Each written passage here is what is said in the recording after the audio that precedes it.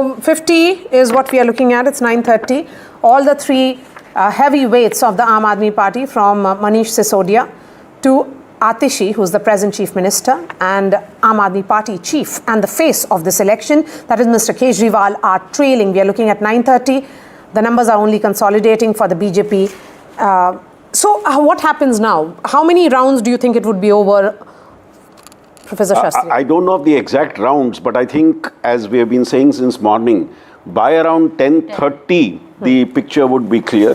And if these trends hold, I think our 10 o'clock. By 10:30, that should be clear. And I think what is seen now is a visible and very clear and very emphatic endorsement of the BJP by the voter in Delhi. And it's not a wipeout for the AAP, as some people thought.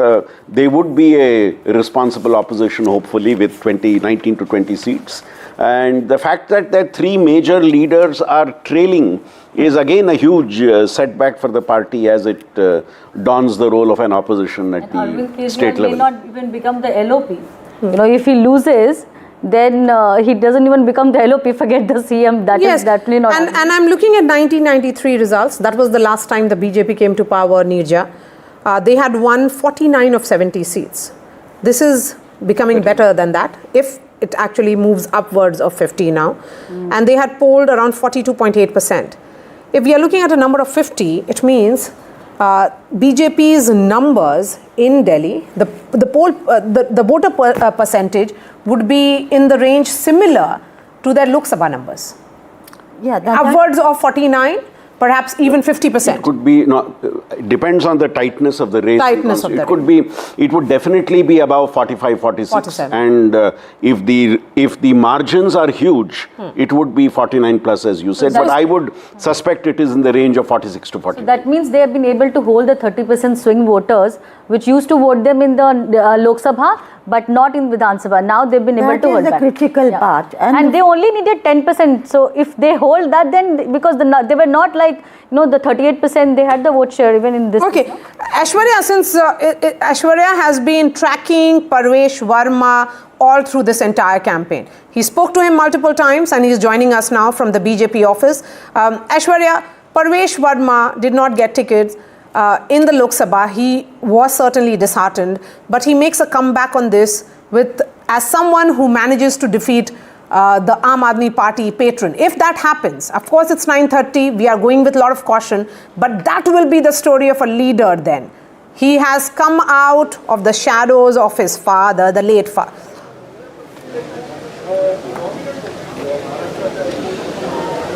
Certainly, and that would be the biggest story of the Delhi elections. It was huge allegations that was leveled by Arvind Kejriwal in the entire election campaigning that we witnessed during the Delhi elections against Parvesh Verma for distributing money, for distributing funds. Multiple times the Punjab Chief Minister, the Aam Aadmi Party Chief Arvind Kejriwal, Delhi Chief Minister Atishi went to the Election Commission, complained against Parvesh Verma. But all that happened during these odd 30-40 days in which Parvesh Verma categorically told to us multiple times that these are baseless allegations. I'm fighting for the survival. I have been, doing work for my people out there without being on any post, and it is my people that I wanted to serve more, and therefore the reason perhaps the entire BJP leadership stood by Parvesh Verma. Multiple campaigns were done by the top leadership of the Bharatiya Janata Party. Roadshows were conducted for Parvesh Verma as well, and door-to-door campaigning, and specifically those cluster area where Parvesh Verma reached out to, which was a hardcore vote for Arvind Kejriwal that always had went on to Aam Aadmi Party's favor. That had also now swung, and therefore the reason perhaps Parvesh Verma is now leading as far as the initial trends are concerned against Arvind Kejriwal. It was a triangular fight, of course. Sandeep Dixit was giving a tough fight as well, and therefore the reason perhaps Congress was much enthusiastic after Sandeep Dixit's that campaigning, but that went low at the end of the campaigning as well. So if there would be votes that would be divided amongst the Congress and Aam Aadmi Party, of course the BJP will get edge. And Parvesh Verma, when asked by me that are you the next Chief Minister's space, he clearly stated that this is a wrong question. You should ask the top leadership whether they will give me a chance or not. But of course, being a former MP from Delhi and a son of a chief minister, all eyes would be on him if the top leadership decides and banks on his face. Okay. We have Shreya also joining us. Shreya, what are you seeing at the moment? How many rounds of counting is over is the big question, because directionally it looks like that the BJP may just have got Delhi right.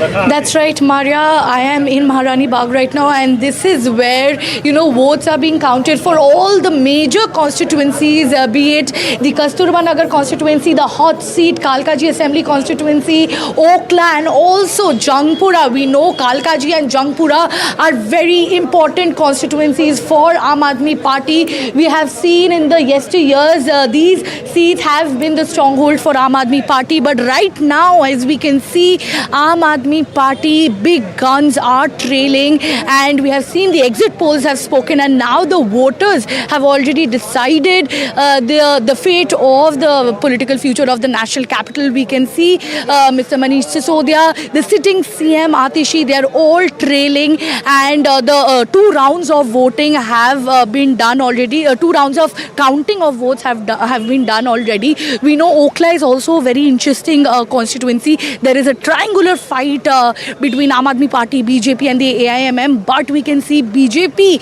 leading, in all the 3, in all these constituencies, and out of the 36 MLAs of Aam Aadmi Party, we can see only 9 of them that are leading. And if we talk about the overall scene, as you were saying, BJP is clearly turning the tide in the national capital.